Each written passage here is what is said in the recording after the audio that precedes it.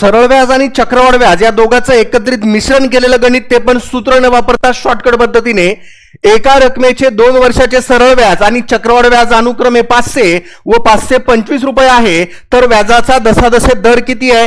Shortcut method मित्रांनो लक्ष द्या.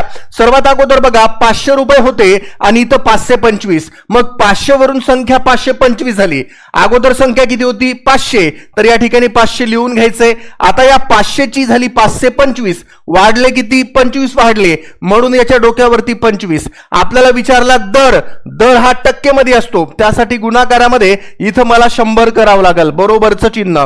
आता या ठिकाणी बघा 100 चे 2 झिरो कॅन्सल, या 500 चे 2 झिरो कॅन्सल, खाली 5 आहे वर 25 आहे, भाग द्या. 5 1 5, 5 5 25. मित्रांनो 5 गुणाकारात 1 बरोबर व्याजाचा जो दर आहे तो 5% असेल. पण मित्रांनो इथं 5% उत्तर नाही. का नाही? कारण इथं आपल्याला म्हटलं होतं की 2 वर्षाचं आहे, हे एका वर्षाचा व्याज दर आहे, याची दुप्पट करा म्हणजे 2 वर्षाचं होईल. 5 2 10% या ठिकाणी व्याजाचा दर असेल. ऑप्शन क्रमांक बी मध्ये.